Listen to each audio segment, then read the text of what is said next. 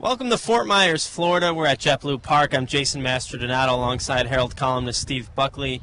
David Ortiz is here, and he was not as loud and rambunctious as he usually is during his opening press conference of the spring. The 40-year-old is going to retire at the end of the season. He announced shortly after his 40th birthday in November.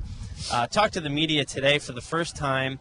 And, Steve, I don't know about you, but I'm used to seeing a more excited Ortiz. He seemed a little bit more reflective. Yeah, I'm going to write that in the column for tomorrow. I think part of it is, and first of all, he often will address us with words we can't use in this little exercise. That's just the way he is. I think part of it is he's nostalgic, he's reflective, he's kind of looking back on his entire career. So we did see a different Big Papi this morning, and it was also, in my opinion, the beginning, Jason, of the David Ortiz farewell tour. Yeah, it was, and the tour could end, as you were saying, Buck, at any time.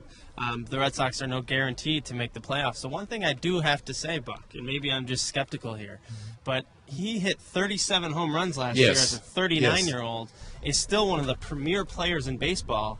If he comes out and has another one of those seasons, are you telling me there's not an iota of a chance that he could come back again next year? Jason and I have had many talks on this topic, and you make a valid argument, to which I would say that if you spend the entire season taking farewell bows in one port after another throughout the Major League circuit, and at the end of every series you're getting a framed photo with bats around it to make up the frame and rocking chairs and mayoral proclamations and all that. That's it. Well, you can. I mean, there's no law that says you can't, but there could be an awkward situation there, and I like your take on it. I don't know if I agree with it, but it's worthy of keeping an eye on that. Yeah, I just think he's so good, and he loves the game. It's going to be tough for him to step away. A couple other news items I thought were interesting today. Clay Buchholz is going to be the number 2 pitcher. It sounds like John Farrell was on WEI and said that's the likely scenario.